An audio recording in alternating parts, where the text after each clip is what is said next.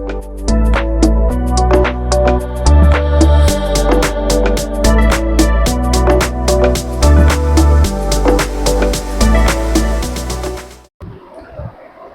guys, welcome to LTX classes UPSC. I'm your Manish Patwada, your daily Hindu analysis current affairs educator. Hope you all guys are doing good and okay. So now we are into 7th month of comprehensive Hindu analysis. So మనం Hindu అనాలిసిస్ని reform చేసి మీ గురించి mains and prelims ఆస్పెక్ట్స్ని అన్నీ కలుపుకుంటూ ఏదైతే Hindu analysis నేను start చేశానో నా అండర్లో ఎల్టిక్స్ క్లాసెస్లో, now this is 7th month. I'm feeling very very very very honoured to deal with Hindu analysis of LTX classes. ఎందుకంటే యాజ్ ఎ పర్సన్గా నాకు ఇది చాలా అంటే చాలా గ్రో చేసింది అండ్ మీ అందరికీ దగ్గర చేయడంలో కూడా ఇది చాలా అంటే చాలా ఇంపార్టెంట్ రోల్ ప్లే చేసింది. I'm feeling very very happy and blessed that I have taken Hindu analysis and stood up to it. So డెడికేషన్తో 6 months చేయడం అనేది మీరు కూడా ఇక్కడ నుంచి ఒక క్వాలిటీ తీసుకోవచ్చు. ఎనీ టైం ఎవరు వీడియో చూసినా చూడకపోయినా, మీకు సెలవులు ఉన్నా సెలవులు లేకపోయినా, I have consistently done Hindu analysis. So దీన్ని బట్టి మీకు ఒకటి తెలుస్తుంది, ఏ పనైనా సరే కరెక్ట్గా కంటిన్యూస్గా చేస్తే రిజల్ట్స్ అనేవి వాటంతట అవే వస్తాయి అన్నమాట. దానికి రీజన్ ఇదే. So this is the 7th month. Thank you very much for supporting our Hindu analysis. I hope this will continue. అలా ముందుకు వెళ్తూనే ఉంటుంది. మీరు ఇంకా మంచిగా నాలెడ్జ్ నేర్చుకోవాలని కోరుకుంటున్నాను. Let's get started with our analysis. So మన దగ్గర ఫ్లాగ్షిప్ కోర్స్ యూపీఎస్సీ ఇన్ఫినిటీ అంటేనే తెలిసింది కదా. మీకు యూపీఎస్సీ ర్యాంక్ వచ్చినంత వరకు ఎల్టీఎక్స్ క్లాసెస్లో ప్రతి కోర్స్ కూడా మీకు అవైలబుల్గా ఉంటుందన్నమాట. సో ప్రతి లైవ్ ప్లస్ రికార్డెడ్ సెషన్ మీకు ఎల్టీఎక్స్ క్లాసెస్లో అవైలబుల్గా ఉంటుంది. సో మన యూపీఎస్సీ ఇన్ఫినిటీ కోర్స్ లోపల మీకు దొరికే ఏంటంటే first GS prelims plus mains రెండు కూడా ఇంటిగ్రేటెడ్గా టాప్ లెవెల్ ఫ్యాకల్టీ చేత టీచ్ చేయించబడుతుంది. Top level faculty. So top level faculty అంటే those faculty who have written mains, UPSC mains 2 సార్లైనా రాసి ఉండాలి, ఇంకా ఇంటర్వ్యూకి వెళ్ళి ఉండాలన్నమాట. అలాంటి ఫ్యాకల్టీ చేత మీకు డీల్ చేయించబడుతుంది. ఎందుకు ఇంటర్వ్యూ వరకు వెళ్ళిన ఫ్యాకల్టీ, మెయిన్స్ వరకు వెళ్ళిన ఫ్యాకల్టీ అని నేను చెప్తున్నానంటే, వాళ్ళైతేనే మీకు కరెక్ట్గా యూపీఎస్సీకి తగ్గట్టు కంటెంట్ ఇస్తారు. ఏ టాపిక్లో నుంచి ఏది ప్రిలిమ్స్కి ఇంపార్టెంట్, ఏది మెయిన్స్కి ఇంపార్టెంట్ అనేది మీకు డిస్టింగ్విష్ చేసుకోవడం కష్టం. బట్ యూపీఎస్సీ మీద పట్టున్న ఎక్స్పీరియన్స్ ఉన్న ఫ్యాకల్టీ మీకు చాలా అంటే చాలా ఈజీగా హెల్ప్ చేస్తారనమాట.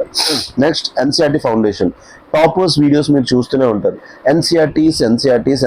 సార్ ఎట్లా మీరు ప్రిపరేషన్ స్టార్ట్ చేశారు, మేడం మీరు ఎట్లా ప్రిపరేషన్ స్టార్ట్ చేశారంటే ప్రతి ఒక్కరు చెప్పేది ఒకటే, NCERTs.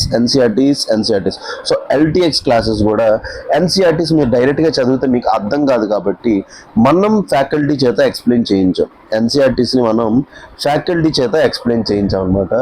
So faculty NCERT line ప్రతి ఎన్సీఆర్టీని ఎక్స్ప్లెయిన్ చేశారు. సో దీనివల్ల బెనిఫిట్ ఏంటంటే మీరు ఎన్సీఆర్టీస్ అన్ని ప్రిపరేషన్ అయిపోయిన తర్వాత మన క్లాసెస్కి వచ్చినప్పటికీ మొత్తం మీకు బేసిక్స్ అన్ని కవర్ అయిపోయి ఉంటాయి. అప్పుడు మీరు అడ్వాన్స్ లెవెల్లో మిమ్మల్ని తీసుకెళ్ళడానికి మాకు ఈజీ అవుతుంది అనమాట. Third, current affairs. So current affairs will play a crucial role in a UPSC journey. ఎందుకు నిన్నే చూసారు, యుఎస్ వెళ్ళి ఇరాన్ మీద అటాక్ చేసింది, ఇజ్రాయెల్ వెళ్ళి ఇరాన్ మీద అటాక్ చేసింది. So world is changing in a dynamic way. World చాలా అంటే చాలా డైనమిక్ వేలో చేంజ్ అవుతుంది కాబట్టి current affairs will play a very key role. Either it may be prelims, mains, interview. 3 స్టేజెస్లో ఏ స్టేజ్ అని అవనియండి, కరెంట్ అఫైర్స్ కంటూ దానికంటూ ఓన్ రోల్ ఉంది. So current affairs playing a very important role కాబట్టి కరెంట్ అఫైర్స్ని మనం నెగ్లెక్ట్ చేయకూడదు. So current affairs Hindu analysis ఏదైతే ప్రెస్టీజియస్ హిందూ అనాలిసిస్ ఉందో అది నేను డీల్ చేస్తున్నాను. ఇంకా నైట్ PT365 కరెంట్ అఫైర్స్ యాప్లో ఉంటుందన్నమాట. ఇయర్ రౌండ్ కరెంట్ అఫైర్స్ అన్ని సబ్జెక్ట్స్ డీల్ చేస్తున్నాం. సో ప్రెసెంట్ పాలిటీ అవుతుంది, నెక్స్ట్ ఎకానమీతో స్టార్ట్ చేస్తున్నాను. సో చూసుకోండి, మీతో పాటు ఎవరైతే కో ఆస్పిరెంట్స్ ఉన్నారో వాళ్ళందరూ గెయిన్ అయిపోతున్నారు. సో మీరు ఎప్పుడైతే ఈ కరెంట్ అఫైర్స్ ఎన్నింటి లోపల కూడా అప్డేటెడ్గా ఉంటారో అప్పుడే ప్రిలిమ్స్ అవ్వడానికి, మెయిన్స్ అవ్వడానికి ఛాన్సెస్ ఎక్కువగా ఉంటాయి. కరెంట్ అఫైర్స్లో ఎప్పుడైతే మీరు ల్యాకింగ్ అయిపోతారో అప్పుడు ఎగ్జామ్ కూడా మనకు దూరంగా వెళ్ళిపోతుంది.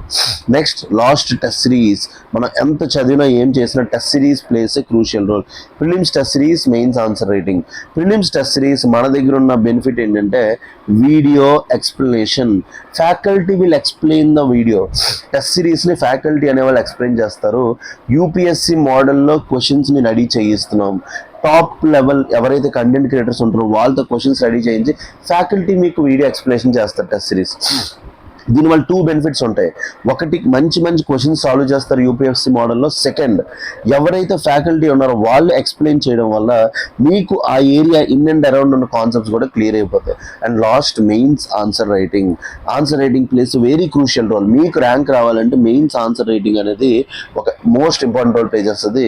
మన దగ్గర మెయిన్స్ 365 ప్రోగ్రామ్ రన్ అవుతుంది. ఈ మెయిన్స్ 365 ప్రోగ్రామ్ యొక్క ప్రత్యేకత ఏంటంటే ఎవ్రీడే ఒక క్వశ్చన్ ఇచ్చి మీకు ఎలా రాయాలో చెప్పి మీరు రాసిన తర్వాత మీ యొక్క ఆన్సర్ని అనలైజ్ చేసి ఎక్కడ మిస్టేక్స్ చేస్తున్నారో చేసి మీకు ఒక మోడల్ ఆన్సర్ ఇచ్చే ప్రోగ్రామ్. దీన్ని చక్రవర్తి సార్ డీల్ చేస్తున్నారు. సో చక్రవర్తి సార్ అనేవాళ్ళు 2 సార్లు యూపీఎస్సీ మెయిన్స్, 2 సార్లు గ్రూప్ 1 మెయిన్స్ రాశారు. ఇంత మంచి మంచి ఫ్యాకల్టీ మీకు ఇప్పుడు ఉండడం అనేది మీ యొక్క అదృష్టం అని చెప్పొచ్చు. ఎందుకంటే 7-8 years వాళ్ళ ఫీల్డ్లో ఉన్నారు. దే నో ఎవ్రీథింగ్, ఏం జరుగుతుంది ఏం జరగట్లేదు అన్నీ కూడా వాటి మీద వాళ్ళకి ఒక ఐడియా ఉంటుంది. సో ఫీజ్ అనేది వెరీ వెరీ మినిమల్. మన దగ్గర 80,000కే వస్తుంది. That too with EMI option. మెయిన్గా రూరల్ స్టూడెంట్స్, పూర్ స్టూడెంట్స్ మైండ్లో పెట్టుకొని మనం ఈ అవైలబిలిటీ ఆఫ్ ఫ్లెక్సిబిలిటీ పెట్టాం. 80,000 రూపీస్కే వస్తుంది with EMI option and with lifetime వ్యాలిడిటీతో వస్తుంది అనమాట. ఎల్టీఎక్స్ క్లాసెస్లో ఎలాంటి ఒక ఆపర్చునిటీ స్టేట్లో ఎక్కడా లేదు. సో తెలుగు మీడియంలో కూడా అందుబాటులో కలదు. ఏదైతే మీరు ఇంగ్లీష్ మీడియం అనుకుంటున్నారో కోర్స్ తెలుగు మీడియంలో కూడా ఉంది. ఆఫ్లైన్ క్యాంపస్ మంది విశాఖపట్నంలో ఉంది. MVP సెక్టార్ 8 లోపల ఆఫ్లైన్ క్యాంపస్ ఉంది. So those students who are interested మీరు అందరూ కూడా పర్చేస్ చేసుకోవచ్చు అనమాట. Fees valid only till 31st March. ఈ ఫీజు ఏదైతే ఉందో మళ్ళీ April 1st నుంచి ఫీజెస్ పెరిగే ఛాన్సెస్ ఉన్నాయి. అప్పటి లోపల కోర్సెస్ పర్చేస్ చేసుకునే వాళ్ళకి చాలా చాలా బెనిఫిట్ అవుతుంది.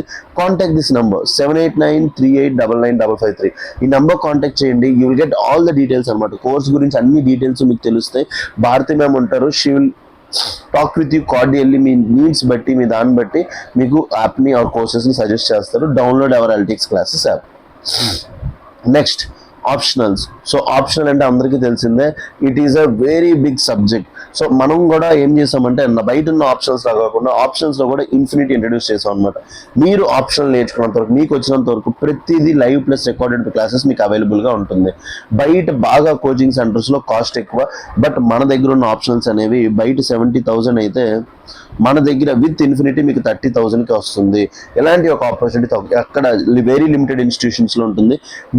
మీరు కావాలంటే డెమో క్లాసెస్ వినండి. డెమో యాక్సెస్ తీసుకొని క్లాసెస్ వినిన తర్వాతే పర్చేస్ చేసుకోండి. నేనైతే ఒకటి సజెస్ట్ చేస్తాను, ఫస్ట్ లిజన్ డెమో వినిన తర్వాతే మీకు నచ్చిన దాని ప్రకారం తీసుకోండి.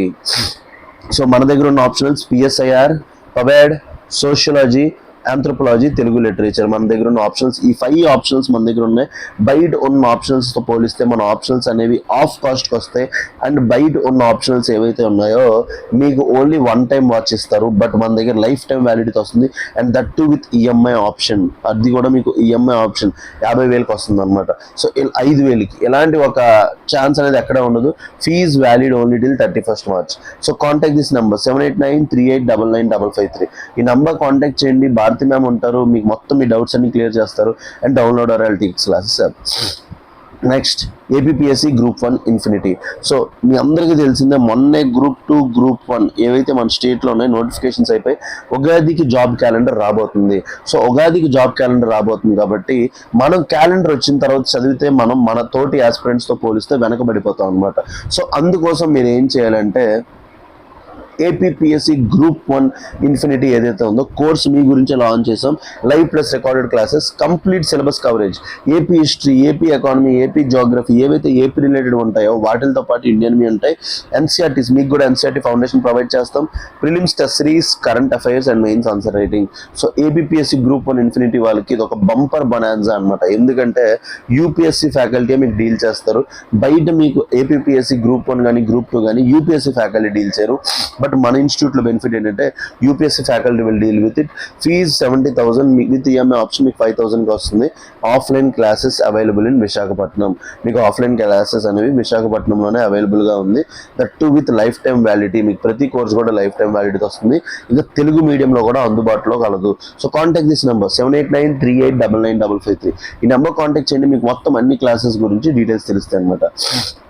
సేమ్ అదే లైన్స్లో టీజీపీఎస్సీ గ్రూప్ 1 ఇన్ఫినిటీ 2 స్టేట్స్ లోపల నోటిఫికేషన్స్ వస్తున్నాయి. సో టీజీపీఎస్సీ గ్రూప్ 1 ఇన్ఫినిటీ కూడా same live plus recorded classes వస్తాయి. NCERT foundation, test series, current affairs, mains answer writing. Fee కూడా 70,000. ఈఎంఐ ఆప్షన్ ఉంది. తెలుగు మీడియంలో అందుబాటులో కలదు. ఆఫ్లైన్ క్యాంపస్ విశాఖపట్నంలో మీకు కూడా క్లాసెస్ ఉన్నాయన్నమాట. చాలా మంది తెలంగాణ పీపుల్ ఎవరైతే ఉన్నారో వాళ్ళందరూ కూడా వచ్చేసి కోర్సెస్ తీసుకుంటున్నారు. with this and last group 2 test series. So group 2 test series long term test series మనం లాంచ్ చేసాం. ఇది ఒక యూనిక్ ఇనిషియేటివ్. 1 year కి 5,000 రూపీస్ టెస్ట్ సిరీస్.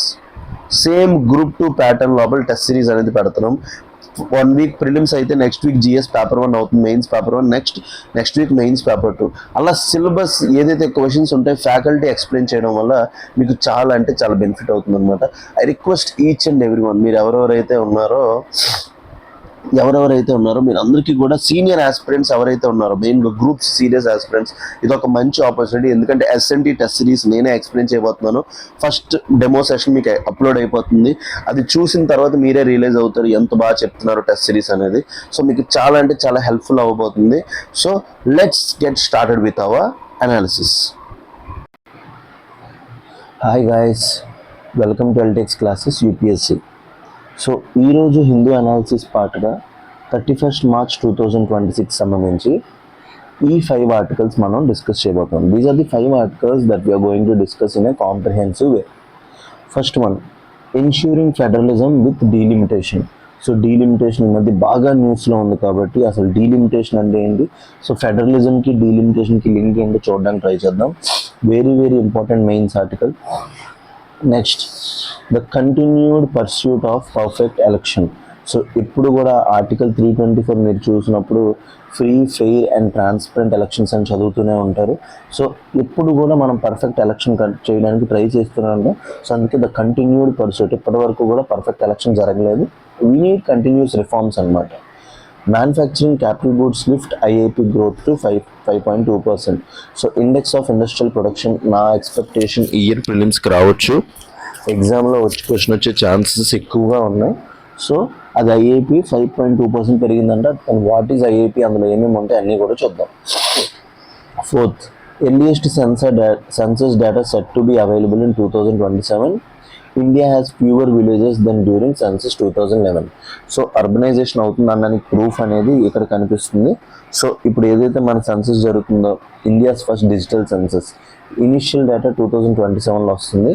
సో అప్పుడు మనకి క్లారిటీ వస్తుంది అనమాట. ఏంటి పాలసీస్ ఎట్లా మీట్ అయ్యాయి, పీపుల్ అట్లా ఎంతమంది పావర్టీలో ఉన్నారు, ఎంతమంది రూరల్ ఏరియాస్లో ఉంటున్నారు, అన్నీ కూడా తెలుస్తాయి అనమాట. 5, rupee doing fine, finance minister tells Lok Sabha as currency process $95.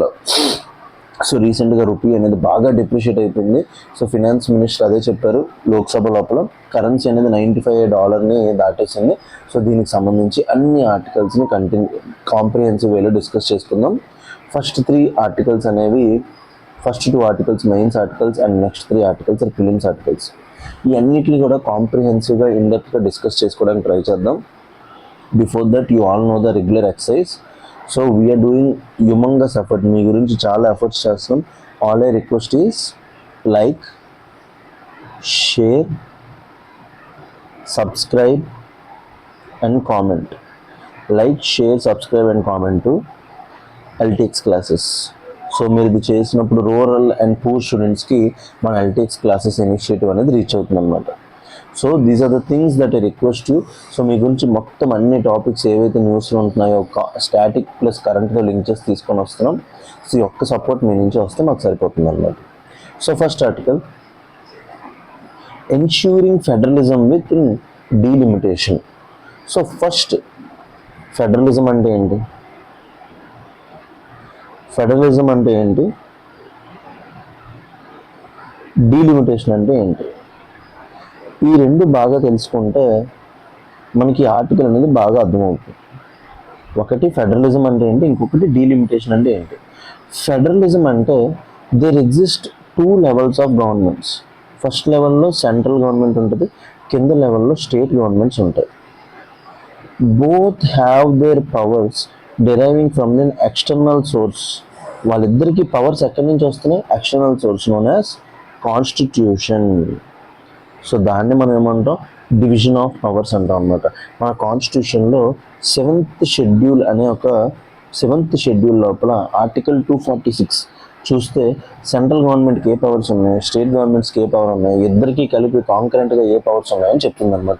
So this is the feature of power federalism. మెయిన్గా డివిజన్ ఆఫ్ పవర్స్ ప్రిన్సిపల్ మీద ఉంటుంది.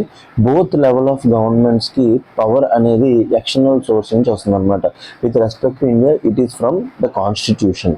Then what is delimitation? Redrawing or fixing, redrawing or fixing of political boundaries.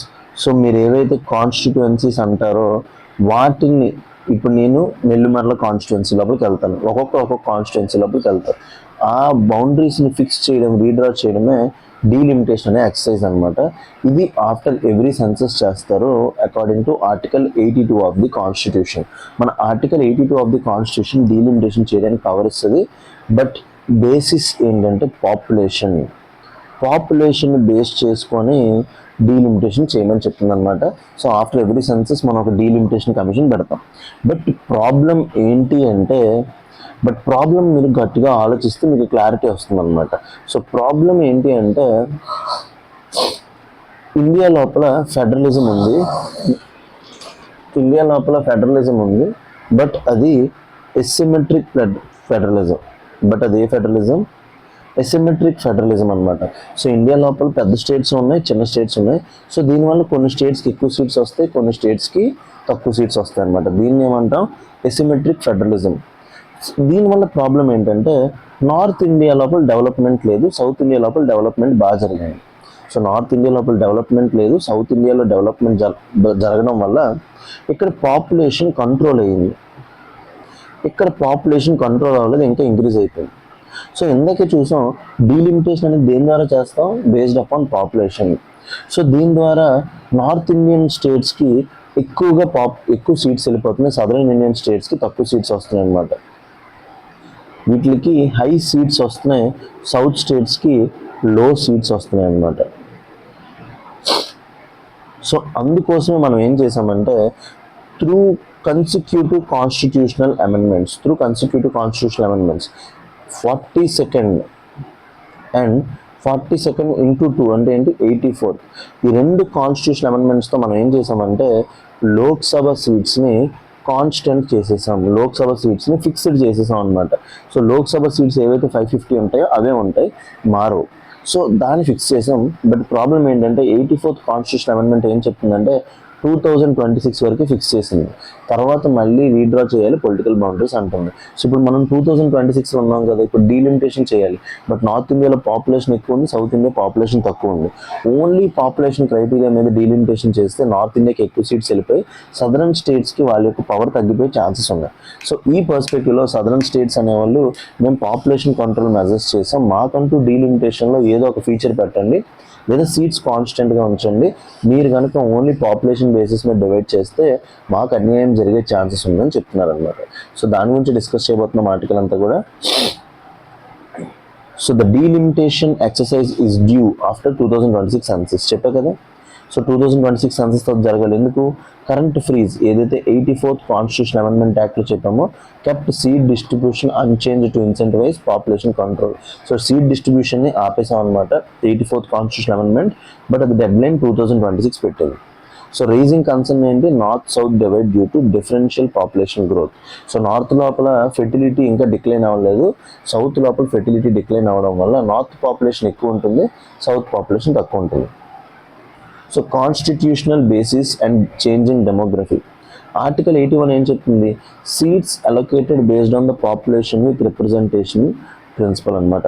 Article 80 అనేది seats in రాజ్యసభలో మాట్లాడితే article 81 అనేది seats in లోక్సభలో మాట్లాడుతుంది అనమాట. కాన్స్టిట్యూషన్ మీద మనకి కంప్లీట్ డెప్త్ ఉండాలి, అప్పుడే మనం ఏ ఆర్టికల్ అయినా బాగా అనలైజ్ చేసుకోగలం. సో ఇప్పుడు డీలిమిటేషన్ అనేది లోక్సభకు సంబంధించిందే కాబట్టి ఆర్టికల్ 81 చూడాలన్నమాట, నాట్ ఆర్టికల్ 80. ఆర్టికల్ 81 ఏం చెప్తుంది? Seats allocated based on population with equal representation principle. Earliest ఏంటి 1951 to 71, population distribution relatively uniform. So అప్పట్లో యూనిఫామ్గా ఉండేది, బట్ 1971 తర్వాత ఏమైంది? Significant divergence in total fertility rates. So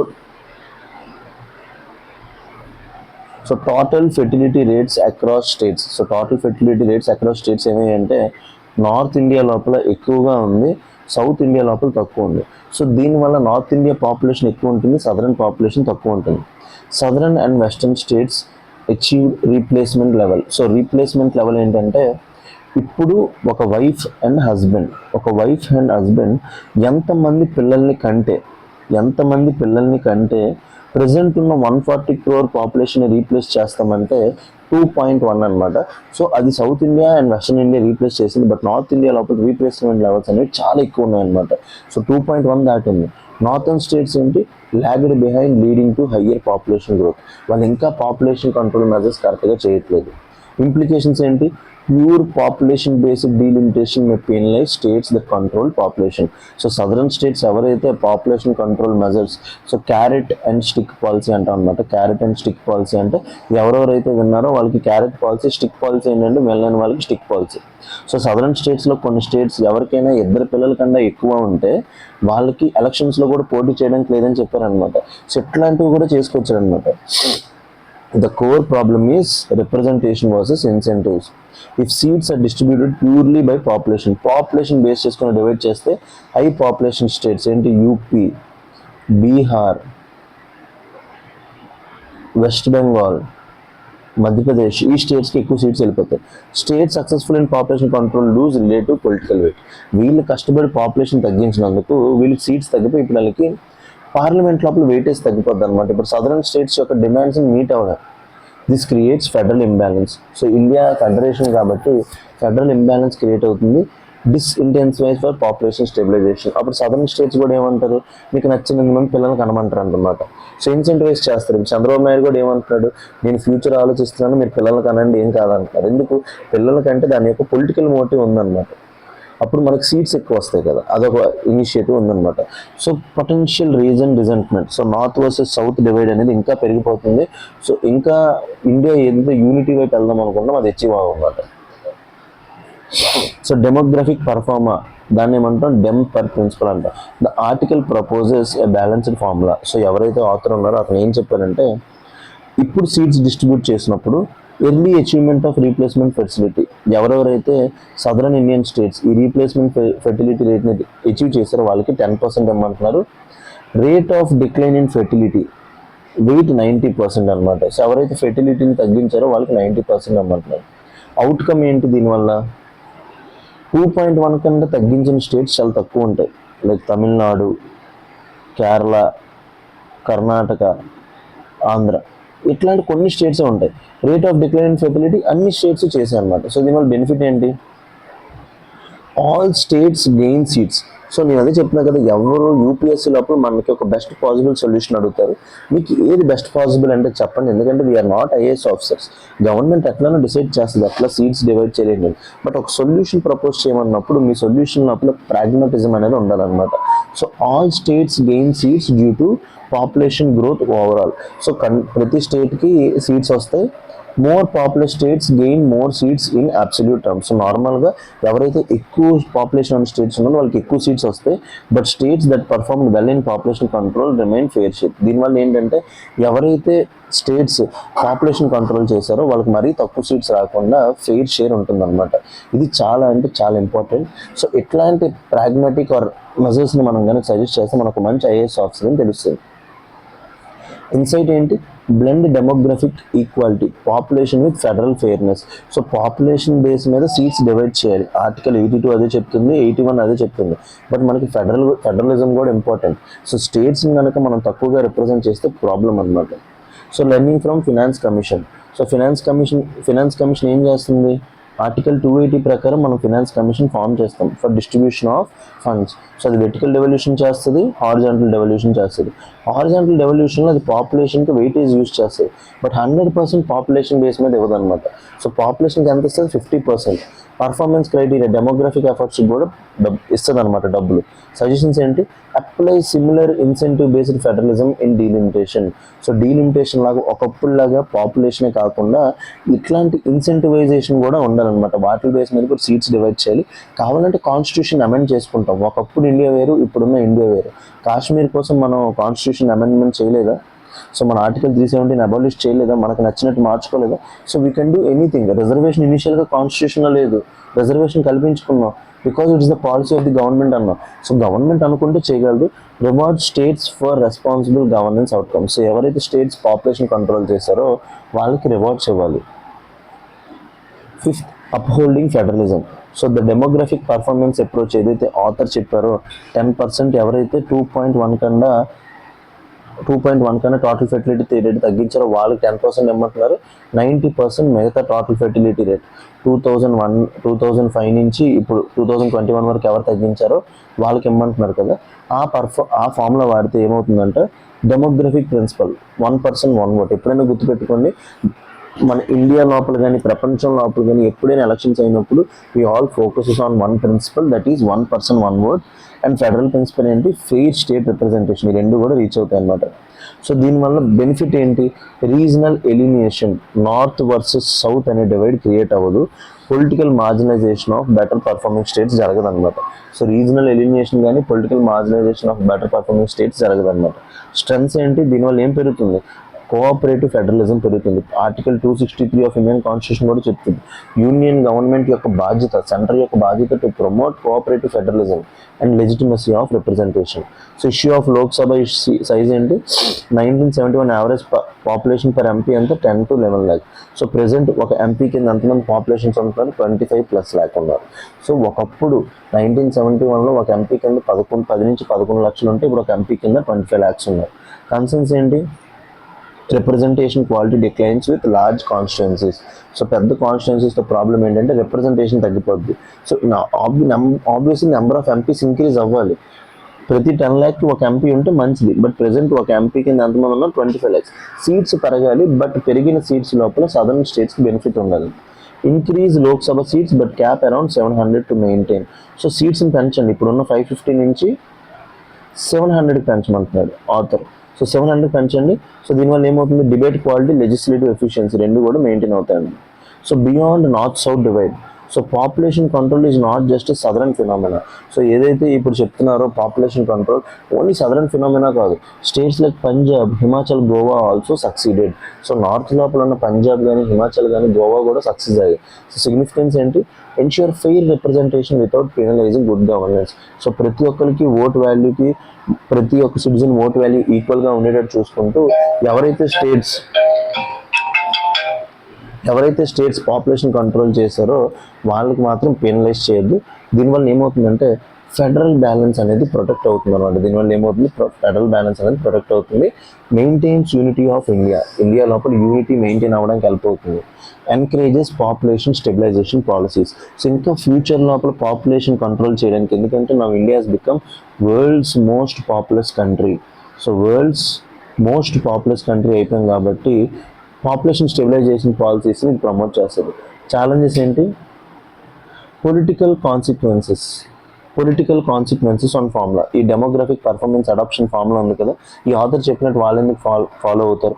ఒక్కొక్క ఫార్ములా తీసుకుంటారు కాబట్టి. సో పొలిటికల్ కాన్సెన్సస్ అనేవి కావాలన్నమాట అన్ని పార్టీస్ నుంచి రిప్రజెంటేషన్. ఎందుకంటే నార్త్లో ఉండే పార్టీస్ ఇవి ఒప్పుకోవు. ఏవైతే బిగ్గర్ స్టేట్స్ ఉన్నాయో వాళ్ళు ఏమంటారంటే ఓన్లీ పాపులేషన్ కావాలంటారు. సదరన్ స్టేట్స్ కూడా దానికి ఒప్పుకో, నార్త్ వాళ్ళు ఒప్పుకుందానికి. సో రెండింటికి మధ్య కన్సెన్సస్ కావాలి.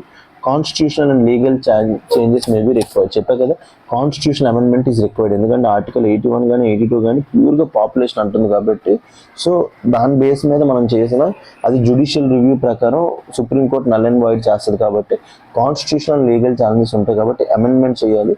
Resistance from high population states, so UP Bihar పక్కాగా ఒప్పుకోరు ఎలాంటి వీటికి, ఎందుకంటే వాళ్ళకి రిప్రజెంటేషన్ తగ్గిపోతుందని వాళ్ళు ఫీల్ అవుతారు. So balancing mathematical fairness versus political practicality. So way forward ఏంటి, అడాప్ట్ హైబ్రిడ్ ఫార్ములా. నేనైతే లిటరల్లీ ఇదే రాస్తాను నా వే ఫార్వర్డ్లో, మిమ్మల్ని కూడా ఇదే రాయమని నేను సజెస్ట్ చేస్తాను.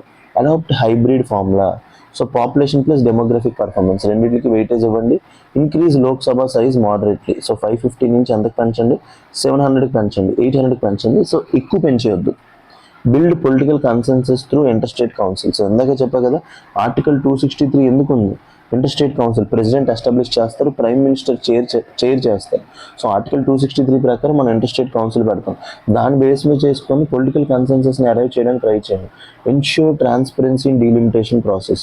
సో డీలిమిటేషన్ ప్రాసెస్ లోపల ట్రాన్స్పరెన్సీ బిల్డ్ చేయడానికి ట్రై చేయండి. Avoid framing debate on north versus south conflict. So దీన్ని నార్త్ వర్సెస్ సౌత్ కాన్ఫ్లిక్ట్లా కాకుండా ఇండియా యొక్క యూనిటీ కోసం ఒక మెజర్లా చూసేసి పొలిటికల్ కన్సెన్సస్ తీసుకొని రావడానికి ట్రై చేయండి అనమాట. We should not politicise every issue. కొన్ని ఇష్యూస్ని పొలిటిసైజ్ చేయాలి, బట్ ఎప్పుడైతే నేషనల్ యూనిటీ, సావరానిటీ ఇలాంటి ఇష్యూస్ వచ్చినప్పుడు politicising the issues doesn't solve the issues అనమాట. సో పొలిటిసైజేషన్ ఆపేసి అందరూ కూడా కూర్చొని చర్చిస్తే ఈ ఇష్యూకి ఒక రిలయబుల్ సొల్యూషన్ దొరుకుతుంది అనేసి నా యొక్క వ్యూ అనమాట. So conclusion, delimitation is not just technical exercise. ఇది ఒక టెక్నికల్ ఎక్సైజ్ కాదు, it's a test of India's federal spirit. So it's a test of India's federal spirit అంటున్నారు చూడండి. ఇట్లాంటి వర్డ్స్ మీరు కన్క్లూజన్లో వాడితే your answer will get more weightage. A balanced approach like demographic performance can reconcile democratic equality with federal principles. So demographic performance can reconcile democratic equality with federal principles. So ensuring that states are neither penalized for progress not regarded for demographic inertia. So ఎవరైతే కష్టపడ్డారో population control చేయడానికి వాళ్ళకి ఇబ్బంది ఉండదు, ఎవరైతే population control చేయకుండా వదిలేశారో వాళ్ళకి ఇబ్బంది ఉండదు. So this is essential for preventing both representation quality and national unity. So చెప్పా కదా, national unity is very important. So national unity కావాలంటే మనం ఒక బ్యాలెన్స్డ్ అప్రోచ్కి వెళ్ళాలి. బుద్ధ కూడా ఏం చెప్తారు, we should always follow middle path, we should not follow any extremes. Extremes వల్ల సొసైటీ డివైడ్ అయిపోతుంది తప్ప ఏమీ బెనిఫిట్ ఉండదు. We should always focus on middle path. So next year mains లోపల క్వశ్చన్ వచ్చే ఛాన్స్ ఉంది. I request you all guys to right a balanced answer ready చేసి పెట్టుకోండి, so that you will get more marks. So delimitation is not a merely technical access but A political process with deep federal implications. So ఇంత మంచి questions, ఎట్లాంటి questions వస్తే నేను ఎగిరిపోయి రాస్తుంటాను అనమాట. So మీరు మంచి ఆన్సర్ రాయడానికి ట్రై చేయండి, so that you will gain more out of it అనమాట. So let's dive into next mains article. The continued pursuit of perfect elections. So environment, science and technology అన్ని articles కూడా తగ్గిపోయినాయి. అవి ఉండుంటే ఇంకా మజా వచ్చేదేమో, మీకు ఇంకా ఎక్కువ ఎక్స్ప్లెయిన్ చేసేవాడిని. పాలిటీ, ఇంటర్నేషనల్ రిలేషన్స్, ఈ మధ్య స్ట్రైట్ ఆఫ్ హార్మోజ్ ఇవన్నీ జరగడం వల్ల మీకు కంటిన్యూస్ ఆర్టికల్స్ అన్ని వీటి మీద రావడం వల్ల మ్యాక్సిమం పీడిఎఫ్ మీద ప్రజెంట్ చేయడానికి ట్రై చేస్తున్నాను. సో ఐ హోప్ మీ అందరికీ అర్థమవుతుంది అనుకుంటున్నాను. నేను ఒక వైట్ పేపర్ మీద ఏదో రాసేదానికన్నా పీడిఎఫ్లో మొత్తం ఉంటే మీరు చదువుకుంటూ చేస్తారనేదే నా యొక్క ఒపీనియన్ అనమాట. So but nevertheless we're going to go live. Next week నుంచి లైవ్ రావడానికి ట్రై చేస్తాను. ఇంకా లైవ్ వచ్చేస్తే మీకు ఏ ప్రాబ్లమ్స్ కూడా ఉండవు అనమాట. నా ఫేస్ చూస్తూ నాతో ఇంటరాక్ట్ అవుతూ మీరు హ్యాపీగా చదువుకోవచ్చు. Context, ongoing assembly elections across multiple states. So ఇప్పుడు 4 స్టేట్స్లో ఎలక్షన్స్ అవ్వబోతున్నాయి. The scale, complexity and maturity of Indian elections. So present ఏంటి, మల్టిపుల్ స్టేట్స్ లోపల మనకి ఏమవుతుంది, ఎలక్షన్స్ అవ్వబోతుంది. Persistence issues affecting free and fair elections. ఇందాక చెప్పే కదా, ఆర్టికల్ 324 ఒకటే చెప్తుంది, free and fair elections are bedrock of any democracy. ఒక డెమోక్రసీ సక్సెస్ అవ్వాలంటే ద మోస్ట్ ఎసెన్షియల్ ఫీచర్, నన్ను అడిగితే నేను ఏం చెప్తానంటే, it's always free and fair elections.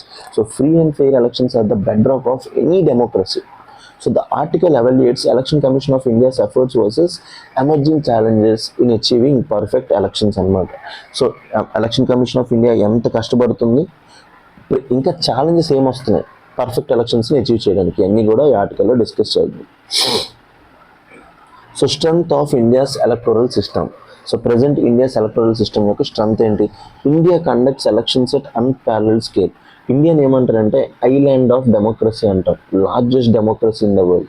Island of democracy. మీకు నార్మల్గా డెమోక్రసీస్ అనేవి వెస్ట్లో దొరుకుతాయి. ఇండియా, సదరన్ ఇండియా లేకపోతే సౌత్ ఏషియాస్లో దొరకవు. ఇక్కడ మన దగ్గర ఏముంటాయి? ఎక్కువగా మోనార్కీస్, అథారిటేరియన్ రెజిమ్స్ ఉంటాయి అనమాట. సో ఇండియా, అందుకే ఇండియన్ ఏమంటే మనం ఐలాండ్ ఆఫ్ డెమోక్రసీ అని చదువుతాం అనమాట మా పొలిటికల్ సైన్స్ లోపల. That too with a population, largest population in the world is a democracy.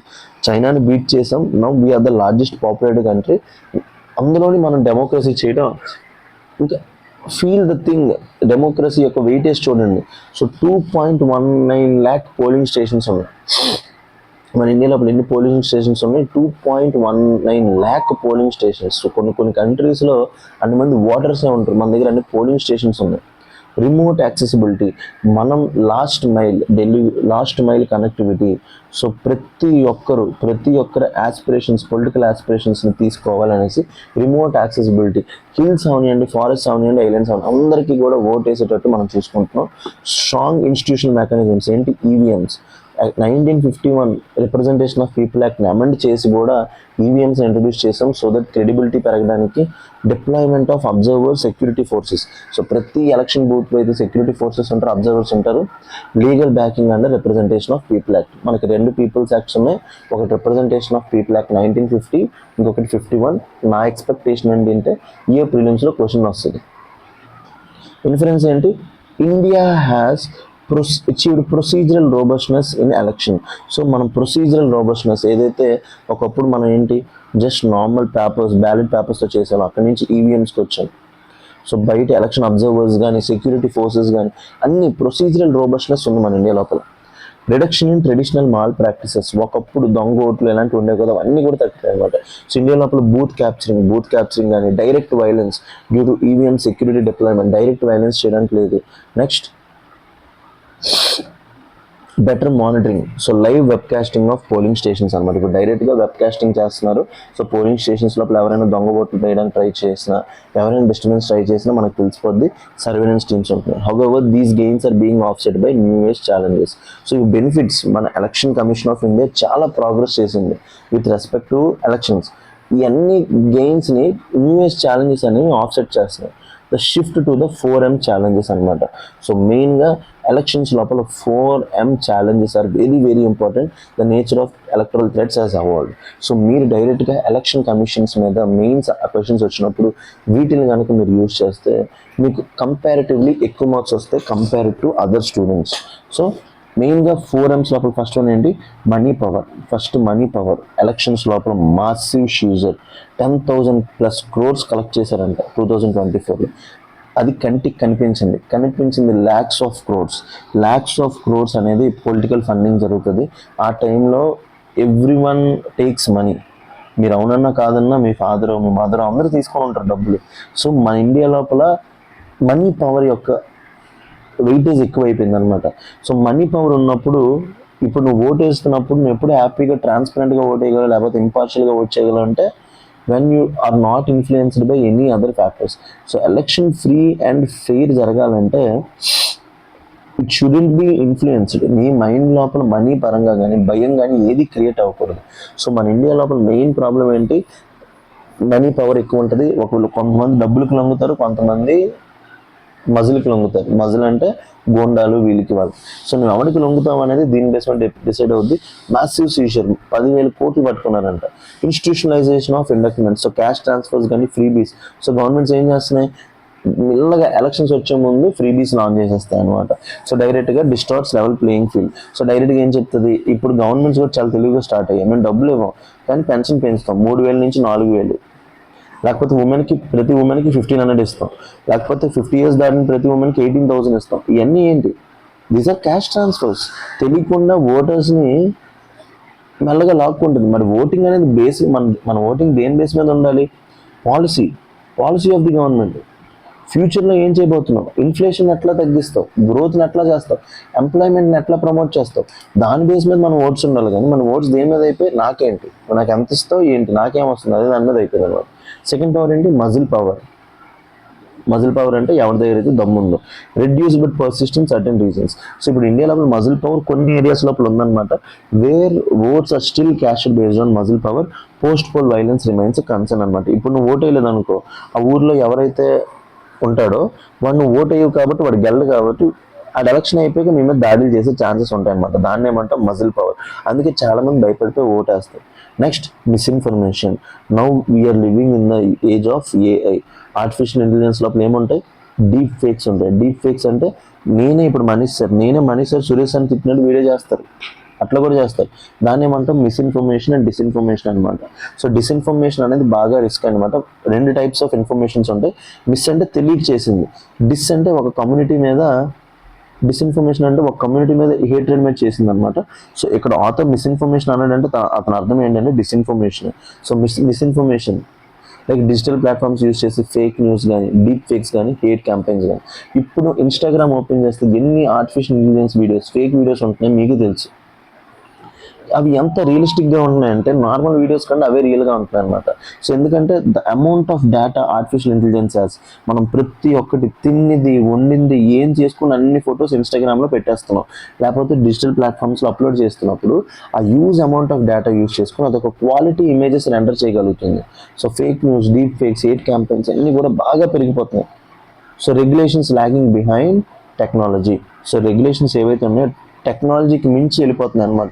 So regulations అనేవి కరెక్ట్గా లేవు. మన ఇండియా లోపల వీటిని రెగ్యులేట్ చేయడానికి ఐటీ యాక్ట్ ఆఫ్ 2000 ఉంది. బట్ టెక్నాలజీ అనేది ఈ ఐటీ యాక్ట్ 2000లో ఉండే ప్రొవిజన్స్ ఏవి కూడా ఈ టెక్నాలజీని ఇప్పుడు ఆపలేవు. సో చెప్తున్నాను కదా, our regulation has to enhance the technology. అందుకే ఎథికల్ ఏఐ. సో ఇందాక మొన్న ఏం జరిగింది, ఏఐ ఇంపాక్ట్ సమిట్ అయింది ఇండియా లోపల. ఏ ఇంపాక్ట్ సమిట్ లోపల కూడా నరేంద్ర మోడీ ఒకటే మాట్లాడారు, we should have ethical AI. So ethical AI ఉంటేనే మనం కరెక్ట్గా రెగ్యులేట్ చేయడం, లేకపోతే AI will take over all our powers అనమాట. నెక్స్ట్ అండ్ లాస్ట్ థింగ్ ఏంటి, MCC model code of conduct. So నార్మల్గా ఏంటంటే ఎలక్షన్స్ టైం లోపల ప్రతి ఒక్కరి మీద ఎలక్షన్ కమిషన్ ఆఫ్ ఇండియా కేసులు పెట్టలేదు. So model code of conduct అనేది ఒక ఇన్ఫార్మల్ థింగ్, అన్ని పార్టీస్ ఫాలో అవుతారు. Appeals to caste religion language. So polarisation based campaigns అనమాట. సో ప్రెసెంట్ ఎంసీసీ వైలేషన్స్ అనేవి జరిగిపోతున్నాయి. సో ప్రతి ఒక్కరు నేను కాపోడిని, నా కాపుకు ఓటేయండి, నేను చౌదరికి ఓటేయండి, నేను రెడ్డికి ఓటేయండి, లేకపోతే I belong to this community దీనికి ఓటేయండి. అంటే ఏంటి, మీరు మీ క్యాస్ట్కి కానీ లేకపోతే హిందుత్వ ప్రమోట్ చేద్దాం, హిందూయిజం ఓటేయండి అంటే ఏంటి, నాకే ఓటేయండి అంటున్నాను, ఎందుకంటే ఐఎమ్ సపోర్టింగ్ హిందూయిజం. సో అట్లా అనమాట polarisation based campaigns. So core insight ఏంటి, elections are shifting from physical manipulation, psychological and financial manipulations అనమాట. So electoral indictments and fiscal concerns. So competitive populism, freebies in manifesto. So main problem ఏంటంటే governments కూడా freebies ఇవ్వకపోతే ఎలక్షన్స్కి వెళ్ళట్లేదు, ఎందుకంటే జనాలకు అలవాటు చేస్తారు. అలవాటు చేసిన తర్వాత ఇప్పుడు వాళ్ళకి ఇంకా ఎక్కువ కోరుకుంటారు. So target welfare based elections జరుగుతాయి అనమాట. సో ఎలక్షన్స్ అన్నీ కూడా టార్గెటెడ్ అనమాట. ఏ కమ్యూనిటీకి బెనిఫిట్ అవుతుంది, ఈ కమ్యూనిటీకి బెనిఫిట్ అవుతుంది ఈ స్కీమ్, ఈ కమ్యూనిటీకి బెనిఫిట్ అవుతుంది ఈ scheme. So weak enforcement, MCC applies only after poll announcement అనమాట. సో దీనివల్ల చాలా ప్రాబ్లమ్స్ ఉన్నాయి. ఇంప్లికేషన్స్ ఏంటి, అండర్మైన్స్ ఫిజికల్ డిసిప్లిన్. సో మనందరికీ తెలుసు కదా, ఎకనామిక్స్ లోపల physical responsibility and budgetary management act. So ఇవన్నీ కూడా హిందూ అనాలిసిస్ లోపల ప్రొవైడ్ అవ్వవు, బట్ ఇవన్నీ నేను ఇంక్లూడ్ చేసి మీ గురించి చెప్తున్నాను. That things you have to realise. So undermines physical discipline. మన ఎఫ్ఆర్బిఎం యాక్ట్లో చెప్పాం, మనం డెప్ట్ని 60% ఆఫ్ జీడిపి కంట్రోల్ చేయాలి. ఇప్పుడు ప్రెసెంట్ 80% ఆఫ్ జీడిపి ఉంది, డెప్ట్ ఓవర్ బోర్డ్ అయిపోయింది. ఫిజికల్ డెఫిసిట్స్ అనేవి 4.5% దాటేసి ఉంటున్నాయి ప్రతి స్టేట్లో.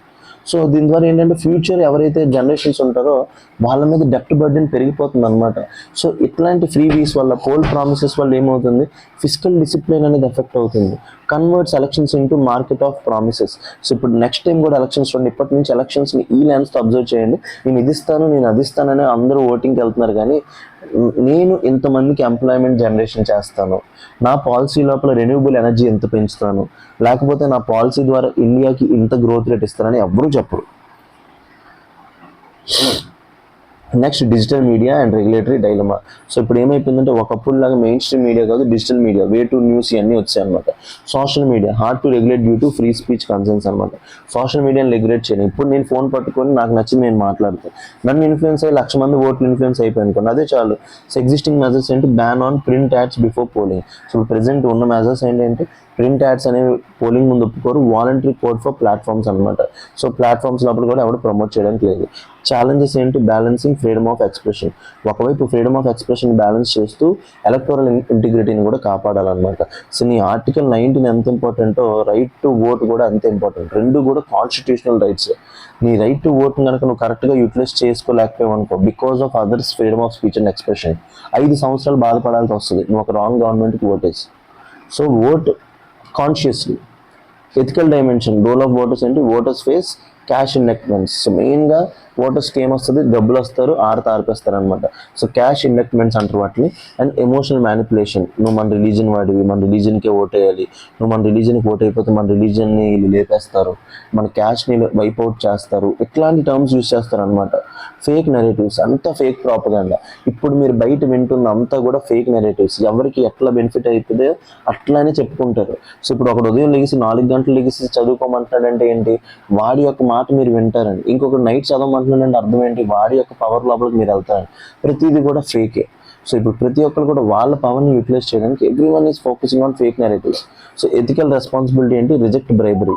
సో ఇప్పుడు తమిళనాడు ఎలక్షన్స్ అన్నిట్లో అవబోతున్నాయి కాబట్టి వాళ్ళు ఇచ్చే 1,000 రూపాయలు 2,000 వల్ల నాకు తెలిసి మీ లైఫ్లో పెద్ద చేంజెస్ ఏమి రావు.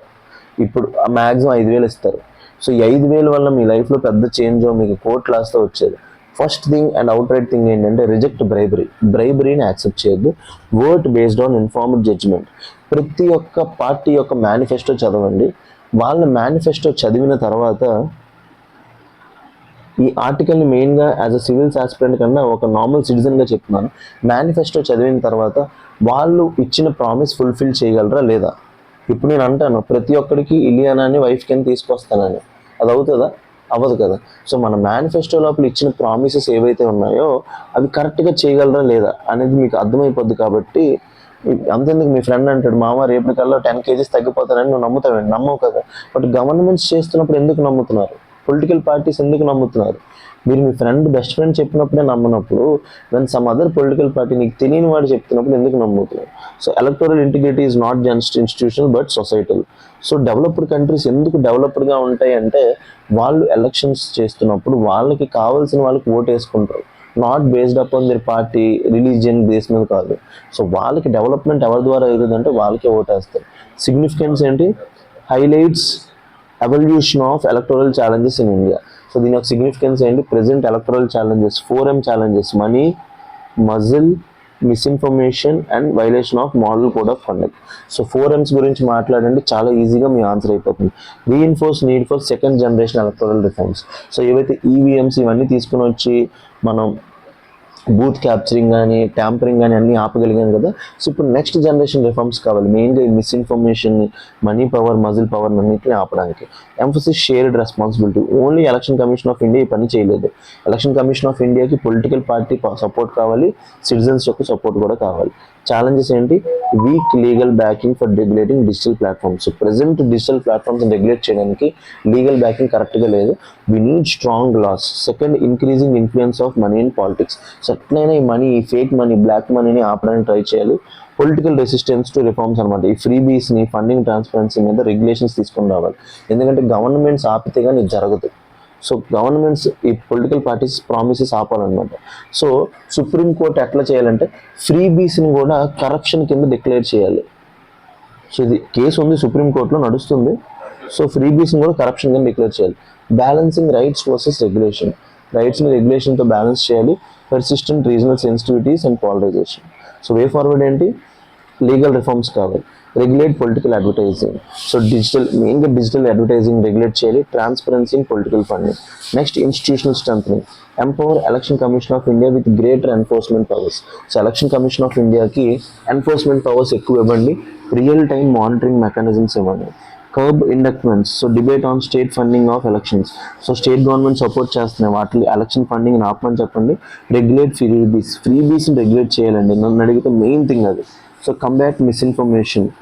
So AI based detection systems, ఏదైతే ఏఐ బేస్డ్ సిస్టమ్స్ ఉన్నాయో వాటిని డిటెక్ట్ చేసి ఆటోమేటిక్ డిలీట్ అవ్వాలి.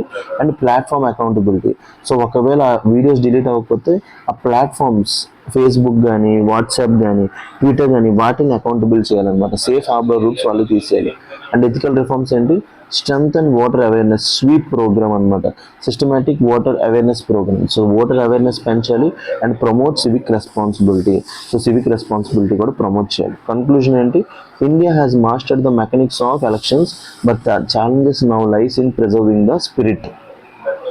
సో మెకానిక్స్ ఆఫ్ ఎలక్షన్స్ మనం చేస్తాం, but the spirit of election అనేది ఇప్పుడు మనం కాపాడాలన్నమాట. The transition from visible malpractices to subtle manipulations through money, media and misinformation demands adaptive reforms. So present e reforms kavali. Achieving the perfect election is not the destination but a continuous process. So Mahesh Babu cheptaru kada. So perfect election, if your target is 10 miles, then aim for the 11 mile antaru kada. So achieving perfect election is not a destination but a continuous process. So success is not a journey, it's a process antaru kada. So success is not a destination, it's a process antaru kada. So atlane perfect election is not a destination, it's a process requiring vigilance from institutions and integrity from citizens alike. So Mahesh Babu Bharat నేను dialogue నుంచి లేపేసినట్టుంది. So make sure ఇట్లాంటి articles లోపల ఇలాంటి conclusions రాయండి so that you guys benefit. So examine the emerging challenges to free and fair elections in India and suggest measures to address them. So present free and fair elections ki challenges em unnai, inka suggest konni measures suggest cheyandi to address them annamata. So these are the two main articles that we have discussed in a comprehensive way. Let's dive into prelims articles.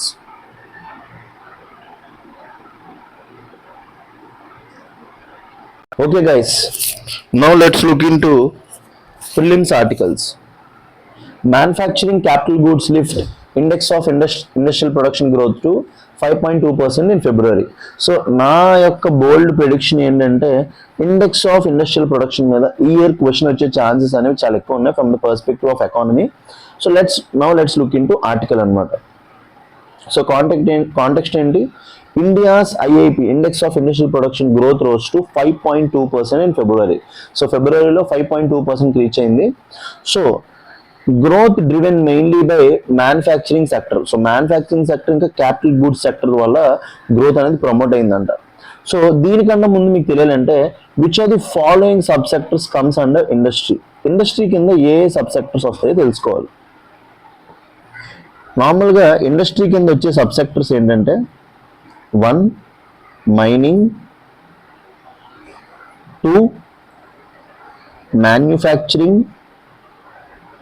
3 electricity,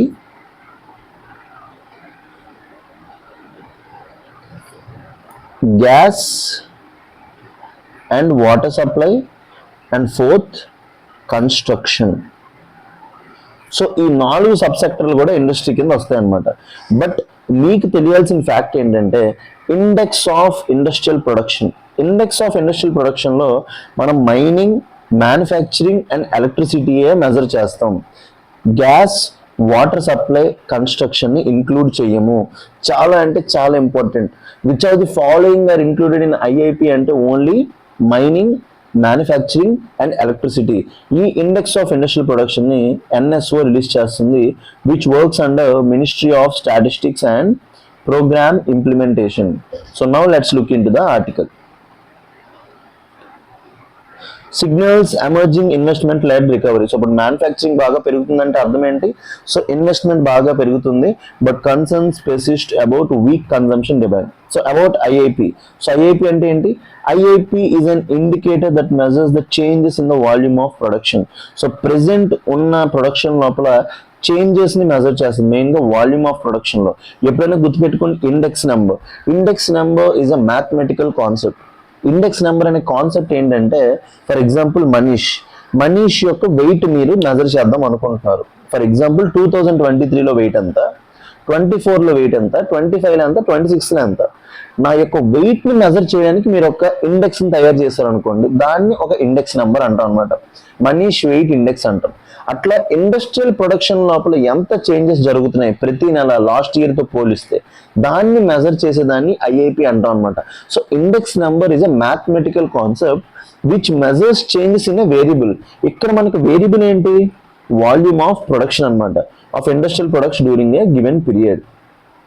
so publishing agency చెప్పే కదా, compiled and published monthly by national statistical office, NSO release చేస్తుంది, which falls under the ministry of statistics and programme implementation. So base of index of industrial production ఏంటి, 2011 and 12. So 2011 and 12 acts as the basis of index of industrial production. So sectoral classification, ఇందులో 3 sectors ఉంటాయని చెప్పాను కదా, manufacturing, mining and electricity. ఏమేమి ఉండవు, construction ఉండదు, gas ఉండదు, water supply ఉండదు. సో మ్యానుఫ్యాక్చరింగ్ కి హైయెస్ట్ వెయిటేజ్ 77%, మైనింగ్ కి second weightage 14.3 and last weightage electricity. So use based classification అనమాట. Goods are also categorised by, hello daddy వచ్చాను క్లాస్ చెప్తున్నాను చేస్తా. Goods are also categorized by how they are used. Primary goods are, capital goods are. So capital goods అంటే ఏంటి, those goods which are use to make other goods అనమాట. Intermediate goods అంటే final goods make చేయడంలో part అవుతాయి. Infrastructure, construction goods, అలా goods divide చేస్తాం అనమాట. So index of industrial production లో ఒక సబ్ ఇండెక్స్ ఏంటంటే ఇండెక్స్ ఆఫ్ 8 కోర్ ఇండస్ట్రీస్ అనమాట. ఇది రిలవెన్స్ టు ఐఐపి. ఏవైతే ఐఐపిలో టాప్ 8 సెక్టర్స్ ఉంటుందో వాటి లోపల మెజర్ చేయడానికి ఇండెక్స్ ఆఫ్ 8 కోర్ ఇండస్ట్రీస్ ఉంటుంది. When not explicitly detail in article, it's highly relevant for prelims. 8 core industries ఏం చేస్తాయంటే ఐఐపిలో 40% టోటల్ వెయిట్ ఉన్న ఏవైతే సెక్టర్స్ ఉంటాయో వాటిని తీసుకుంటుంది. అవే ఎన్ని సెక్టర్స్ అంటే 8 కోర్ సెక్టర్స్ అనమాట. సో డిక్రీజింగ్ ఆర్డర్లో చూడండి, ఫస్ట్ ప్లేస్ లో రిఫైనరీ ప్రొడక్ట్స్ ఉంటాయి, సెకండ్ ప్లేస్ లో ఎలక్ట్రిసిటీ, థర్డ్ ప్లేస్ లో స్టీల్, ఫోర్త్ ప్లేస్ లో coal, fifth place crude oil, natural gas, cement and fertilisers. సో దీన్ని ఏమంటాం అంటే రెస్ కోకో అంటాను అనమాట. సో దీన్ని నేను ఏమని పిలుస్తాను, రెస్ కోకో అని పిలుస్తాను. రెస్ అంటే రిఫైన్డ్ ప్రొడక్ట్స్, ఈ అంటే ఎలక్ట్రిసిటీ, ఎస్ అంటే steel, 4 coal, crude oil, natural gas, cement and fertiliser. So ప్రతిదానికి ఒక టెక్నిక్ పెట్టుకోవాలి. ఈ ఇండెక్స్ ఆఫ్ 8 కోర్ ఇండస్ట్రీస్ ఏదైతే ఉందో దీన్ని ఎవరు రిలీజ్ చేస్తారు అంటే మాస్పీ కాదండి.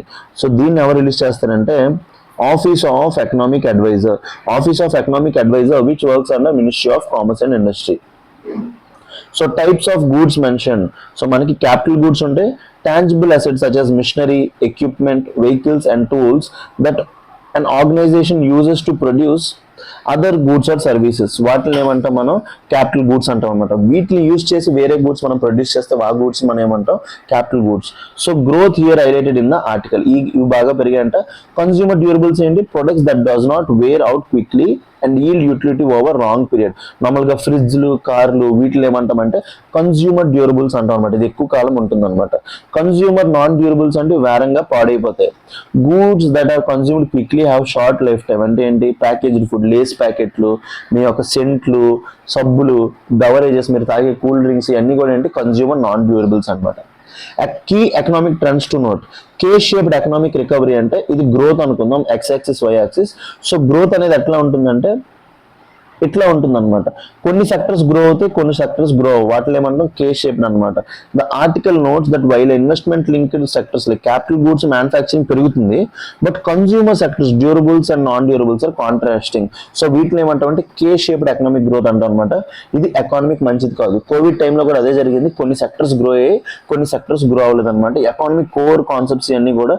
సో ఎవరెవరైతే ఎకనామిక్ కోర్ క్లాసెస్ తీసుకుంటారో సురేష్ సర్వి, అక్కడ మీకు క్లారిటీగా అర్థమవుతుంది. This indicates that while businesses and infrastructure are expanding, everyday consumer demands at household level remains weak.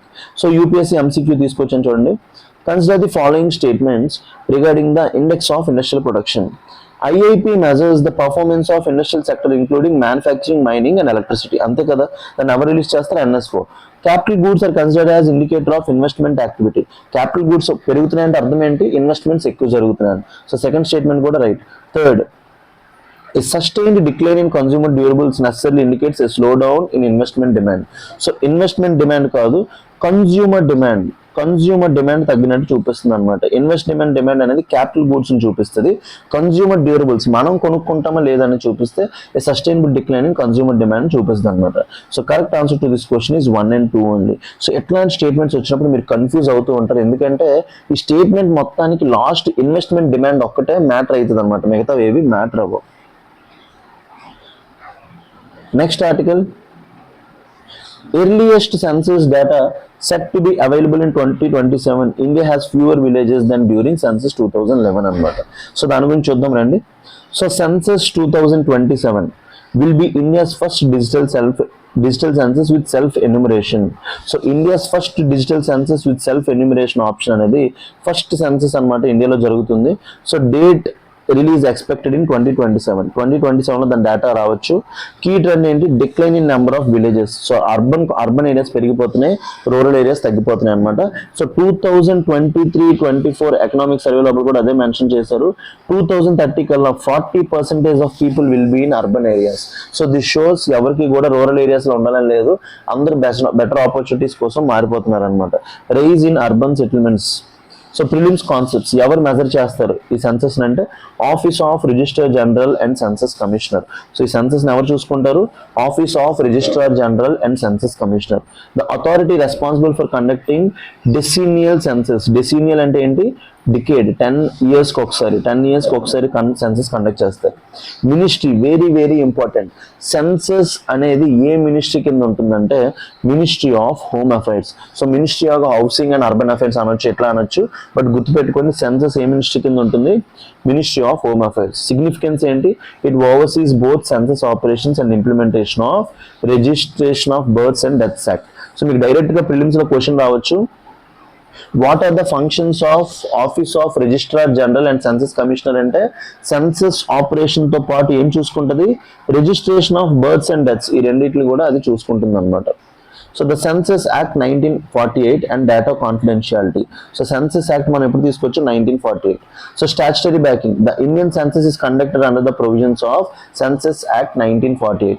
India లోపల సెన్సస్ ఏ యాక్ట్ ప్రకారం చేస్తాం, census act 1948. Strict confidentiality, the data collected is entirely confidential. ఏదైతే సెన్సస్ లోపల data collect చేస్తారో అది fully confidential, ఎవరికి leak చేయరు. According to the article, individual data cannot be shared with state governments or even with judiciary. Individuals యొక్క data state governments ఇంకా జుడిషియరీకి కూడా చేయరు. RTI exemptions, census data does not come under the purview of RTI act. So section 8 of RBI act ఏదైతే information మనం ఇవ్వకూడదో చెప్తుంది అనమాట. సో ఆర్టీఐ ఎగ్జామ్షన్ లోపల కూడా ఉంది, no individual benefits, the data is released only in aggregate form. అన్ని కూడా అగ్రిగేట్ ఫామ్ లోపల వస్తాయి. And cannot be used to provide reservation or targeted welfare benefits to any specific individual. So ఒక specific individual గురించి data ఎక్కడే ఉండదు, అంతా కూడా అగ్రిగేట్ ఫామ్ లో ఉండడం వల్ల ఒక కమ్యూనిటీకి రిజర్వేషన్ రావచ్చు కానీ ఒక పర్సన్కి వచ్చేటట్టు ఉండదు. Key first of the upcoming census. So ఈ సెన్సస్ యొక్క బెనిఫిట్ ఏంటంటే 106 కాన్స్టిట్యూషన్ అమెండ్మెంట్ యాక్ట్ మనం ఉమెన్ రిజర్వేషన్ ఇచ్చాం. అది చేయాలంటే వాళ్ళకి రిజర్వేషన్ ఇవ్వాలంటే సెన్సస్ కావాలన్నాం. సో ఈ సెన్సస్ కి చాలా ప్రత్యేకతలు ఉన్నాయి. సో డిజిటల్ సెన్సస్ అనమాట. This will be the first time census is conducted digitally. So mobile app use చేస్తున్నారు అనమాట, ఈ పర్స్పెక్టివ్ లో చాలా important. Second, concept of self enumeration. For the first time respondents living in India will have the option to fill in the data themselves in online portal. So మన డేటాని మనమే online పోర్టల్లో పెట్టుకోవచ్చు. Available in 16 languages available. Next, caste enumeration. The article highlights that it will be the first census to explicitly enumerate. Methodology for this in currently being finalized. So first time caste census ని independent India లోపల పెట్టబోతున్నాం అనమాట. So pre independent India లోపల caste census ఉండేవి, but first time caste census పెట్టబోతున్నాం. ఇప్పుడు మన దగ్గర ఉండేది ఏంటంటే socio economic caste census of 2011 అనమాట. So phases of census. The census is typically conducted in 2 phases. First ఏంటి, house listing operations అనమాట. This involves identifying and listing all houses and structures and gathering data on amenities available to households. So first census ని ఏమంటాం, first phase ని house listing, ఎవరెవరికి ఏ వసతులు ఉన్నాయి, ఏమేమి లేవు అన్ని కూడా డిసైడ్ చేస్తారు. నెక్స్ట్ సెకండ్ ఫేజ్ ని ఏమంటాం మనం, పాపులేషన్ ఎన్యూమరేషన్ అంటాం అనమాట. This is actual head count where individual demographics, వాడి రిలీజన్ ఏంటి, వాడి క్యాస్ట్ ఏంటి, ఆక్యుపేషన్ ఏంటి అన్ని కూడా తీసుకుంటాం. అది February 2027 నుంచి వస్తుంది. సో ఫస్ట్ ఫేజ్ ని ఏమంటాం మనం, హౌస్ లిస్టింగ్ ఆపరేషన్స్ అంటాం. సెకండ్ ఫేజ్ ని పాపులేషన్ ఎన్యూమరేషన్ అంటాం. So administrative classification, statutory versus census towns.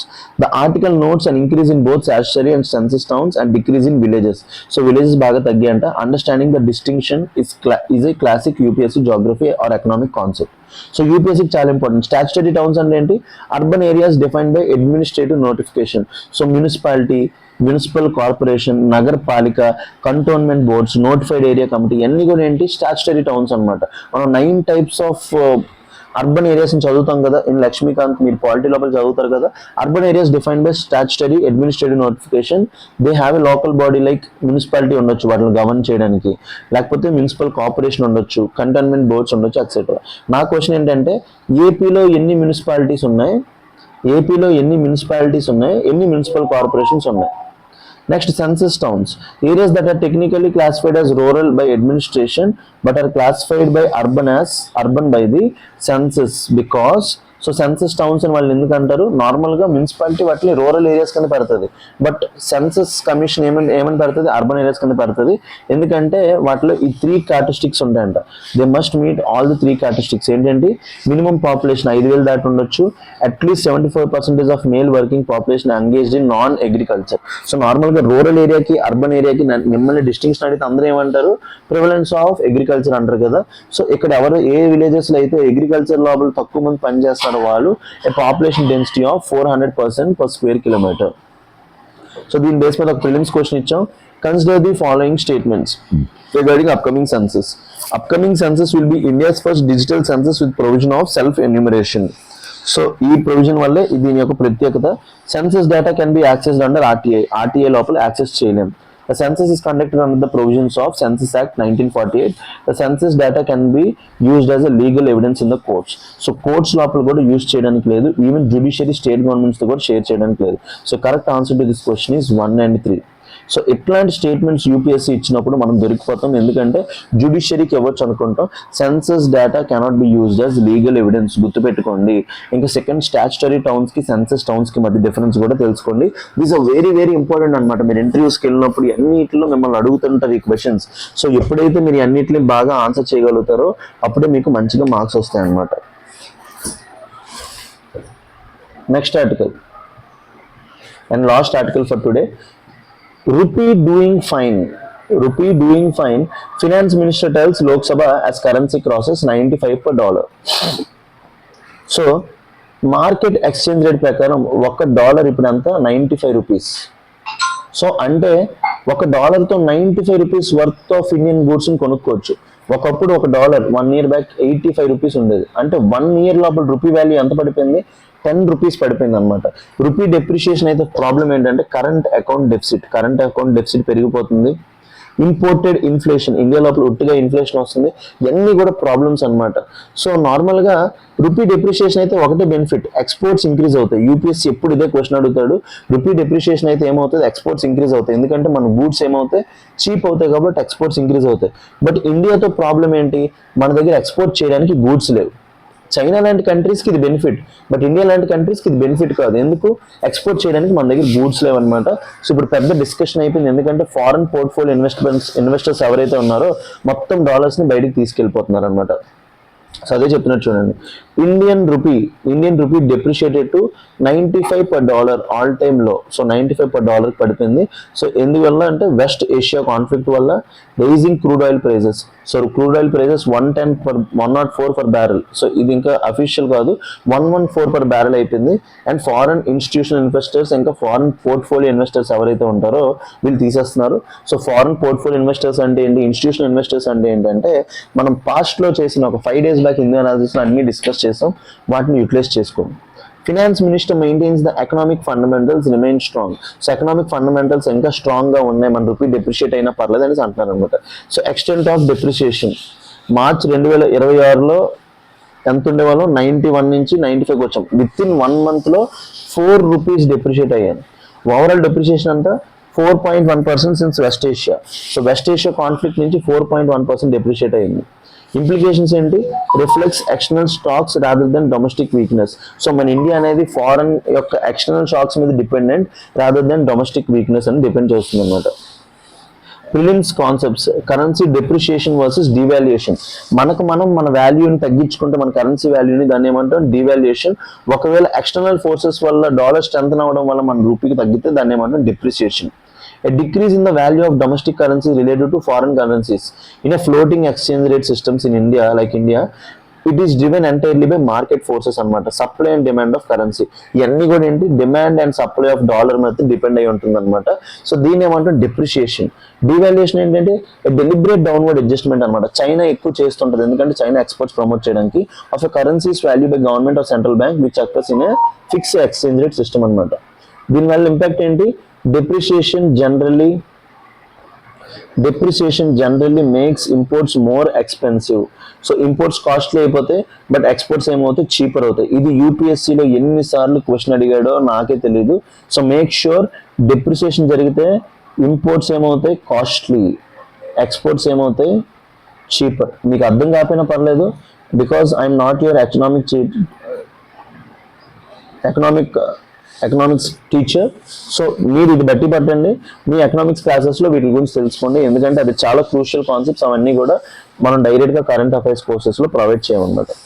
So key drivers of rupee depreciation ఏంటి? Rising crude oil prices. First ఏంటి India imports most of its oil. So దానివల్ల global oil price పెరిగిపోయి strait of Hormuz. So strait of Hormuz దగ్గర conflict వల్ల global oil price పెరిగిపోయి and foreign portfolio investors. So foreign investors అనేవాళ్ళు డాలర్స్ని తీసుకెళ్ళిపోతున్నారు.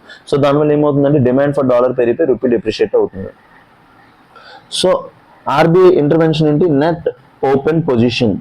The article mentions that RBI capping the net open position for banks at $100 million or 25% of banks' capital, and net open position is essentially the difference between banks assets and liabilities in foreign currency అన్నమాట. So net open position cap చేస్తుంది. Why ఎందుకు cap చేసింది? Banks some time engage in proprietary trading betting on currency movements. So banks అనేవాళ్ళు currency movements మీద trade చేస్తుంటారు. By capping the NOP, the central bank restricts banks from holding foreign exchange. So మనం ఇంకా ఈ banks అన్ని కూడా కలిపి ఇంకా రూపీని డిప్రిషియేట్ చేయకుండా స్పెక్యులేషన్స్ పెరగకుండా దీనికి ఆపుతుంది అనమాట. This helps curb artificial volatility. So నార్మల్గా ఏమవుతుందంటే ఇప్పుడు గ్యాస్ ఉంది, గ్యాస్ సిలిండర్లు కాస్ట్ పెరిగిపోతున్నాయి. గ్యాస్ నిజంగానే ఉంది, అంత ఏమి క్రంచ్ ఏం లేదు, అయినా కాస్ట్ ఎందుకు పెరిగిపోతుంది? హోర్డింగ్ వల్ల అనమాట. ఇంకా ఫ్యూచర్ లోపల ప్రైస్ పడిపోతుందని దాచేస్తూ ఉంటారు అనమాట. సో ద ఫ్రజైల్ 5 ఎకానమీస్, ఈ కాన్సెప్ట్ కూడా చాలా ఇంపార్టెంట్. ద ఫ్రజైల్ 5 ఎకానమీస్, ఇట్లాంటి కాన్సెప్ట్స్ అన్ని కూడా మీకు యూపీఎస్సీ హిందూ అనాలిసిస్లోనే దొరుకుతాయి. ఎందుకంటే ఇవేవి కూడా మీ యొక్క కరెంట్ స్టాటిక్ టెక్స్ట్ బుక్స్లో దొరకవు. సో మెయిన్గా ఎవరైతే నా హిందూ అనాలిసిస్ ఫాలో అవుతున్నారో you all guys will benefit. The term coined by financialist analyst of Morgan Stanley. So Morgan Stanley దీన్ని ఇచ్చారు. Described emerging market economies that were highly vulnerable to global financial shocks and capital outflows అనమాట. So global financial shocks కి capital outflows కి బాగా vulnerable గా ఉండే emerging market economies ఏమంటాం? Fragile 5 economies అంటాం. దాన్ని ఎవరు ఇచ్చారు? Morgan Stanley. సో ఏవేవో కంట్రీస్ అంటే India, Brazil, Indonesia, South Africa and Turkey. So చూసుకుంటే India, Brazil, South Africa part of what? BRICS. అందుకే వాళ్ళు ఏమంటున్నారు? బ్రిక్స్ కరెన్సీని ఇంట్రడ్యూస్ చేస్తామంటారు. ఎందుకు వాళ్ళు బ్రిక్స్ కరెన్సీని ఇంట్రడ్యూస్ చేస్తాం అంటున్నారు? వాళ్ళు డాలర్ మీద డిపెండ్ అవడం వల్ల వాళ్ళ కరెన్సీస్ ఎప్పుడు దెబ్బ అయిపోతే తెలియదు. Why they are fragile? At the time these nations share common macro economic vulnerabilities. మామూలుగా ఇన్ఫ్లేషన్ ఎక్కువ ఉండడం, గ్రోత్ తక్కువ ఉండడం, large current account deficits and high reliance on short term foreign investments. ఇవన్నిటి వల్ల ఏంటంటే వాటిని ఫ్రజైల్ అంటాం అన్నమాట. సో దీని బేస్ మీద ప్రిలిమ్స్ క్వశ్చన్ ఇచ్చాను చూడండి. Consider the following statements. A rise in crude oil prices can lead to depreciation of Indian rupee. A rise in crude oil prices can lead to depreciation of Indian rupee. అవునా కదా? Crude oil prices పెరిగితే rupee ఆటోమేటిక్గా depreciate అవుతుంది. Foreign institution investors outflows can put downward pressure on domestic currency. So మెయిన్గా foreign institution investors డాలర్స్ని బయటకు తీసేస్తే rupee మీద ప్రెజర్ ఎక్కువ అయిపోతుంది, డౌన్వర్డ్ ప్రెజర్ అవుతుంది. Depreciation of rupees always worsens Indian export competitiveness. Export కాంపిటేటివ్నెస్ని పెంచుతుంది, తగ్గించదు. వర్సన్స్ అన్నాడు. So third statement wrong. The reserve bank of India can intervene in the forex market to reduce excessive volatility in the exchange market. అందుకే మనం ఏమంటాం? Dirty floating rate అంటాం అనమాట. Reserve bank of India intervene అవుతూ ఉంటుంది. So 1, 2 and 4 statements are correct. So ఇవన్నీ కూడా తెలియాలంటే మీ దగ్గర స్టాటిక్స్ అండ్ ఫండమెంటల్స్ బాగా స్ట్రాంగ్ ఉండాలి. So these are the 5 articles, very important articles that we have discussed today. So I hope మీరు అందరూ కూడా ఈ హిందూ అనాలిసిస్ ని బాగా లవ్ చేస్తున్నారని అనుకుంటున్నాను. I request you all guys to support this so that నాకు కూడా మోటివేషన్ ఉంటుంది, లేకపోతే నేను ఏదో ఒక రోజు ఆపేస్తాం అనుకుంటున్నాను. Because I'm also in my preparation. So నా ప్రిపరేషన్ లోపల ఉంటూ కూడా మీ గురించి ఇంత ఎఫర్ట్స్ పెడుతున్నప్పుడు సో మనం వ్యూస్ ఎక్కువ రావడం అన్నీ కూడా జరుగుతుంటే నాకు కూడా బెనిఫిట్ ఉంటుంది అనమాట. సో ఇప్పుడు నేను ఆఫీస్లో ఉండడం అవేం పట్టించుకోవట్లేదు, కానీ బట్ ఇన్స్టిట్యూషన్కి అవన్నీ మ్యాటర్ అవుతాయి కదా. So I request you all guys to share our Hindu analysis. So మీకు బెనిఫిట్ అవుతుంది కాబట్టి అనుకుంటే, మీకు బెనిఫిట్ అవుతుంది అనుకుంటే, hope you all guys will support it. So thank you very much for watching.